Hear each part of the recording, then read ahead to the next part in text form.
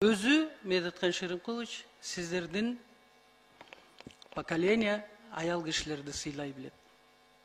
Керек болсо өтүп баратсаң, эшикти ачып берип коесуңар. Жол бересиңер. Мен көптөгөн улуу инсандар менен иштеп калдым. Турдакун Усубалиевичтен баштап, Апа Жумаловичтин кеңешчиси да болдум. Bir жолу силердин сөгүнгөнүңөрдү уккан жокмун. Bir жолу. Тем более могу улуу трибунада. Көрдүңөрбү? Жетекчи биринчи ирет маданияттуу болуш керек. Экинчиден суктук, ачкөздүк, кедей өлкөнүн жарды элинин ырыскысына кол салбаш керек жетекчи деген. Мына биз Искак Разаковтан баштап сиздерден тарбия алдык.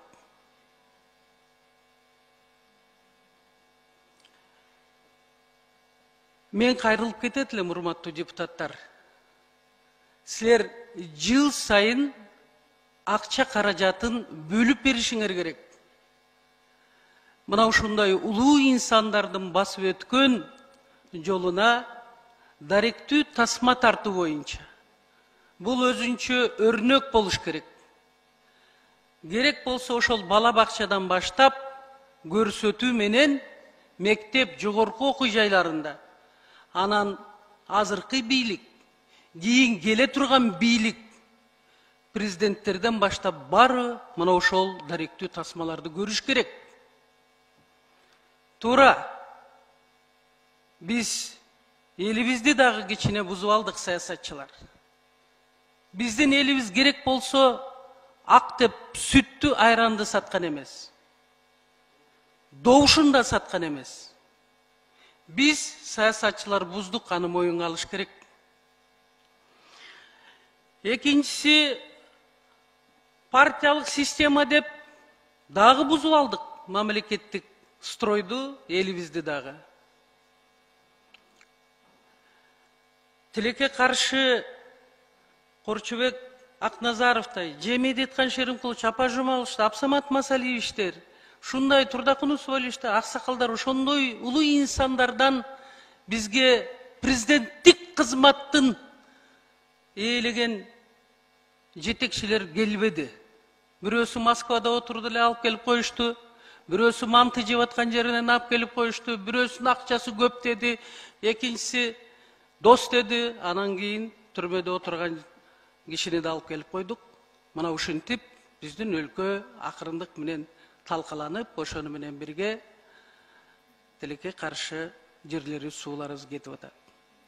Айтайын дегеним, жетекчи элин жерин өзгөчө сүйүш керек. Бул бир. Экинчиден,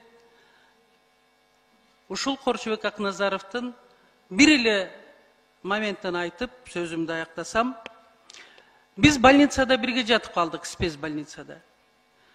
Мындай кошуна палатада да. Шунчалык мырза жигиттин жогорку бир мамилесин көрсөтөт экен да, аял кишинин энелик өзгөчөлүгүн мамиледен баса берет экен. Мына жакшынакай алмалардын эң жакшысын мага өзү алып келип берип атат. Жылдызхан кызым, мага момундай алып келишиптир, эң жакшысын сизге алып келип атам. Себеби сиз аял, себеби сиз эне, силер болбосоңор кыргыздын учу уланбайт эле деп. Ошон үчүн урматтуу бийлик төбөлдөрү, ушул жерде отурган мамлекеттик кызматкерлер, мен сиздерден суранам, аялдарды, энелерди сыйлаган гана өлкөдө өлкө өнүгөсү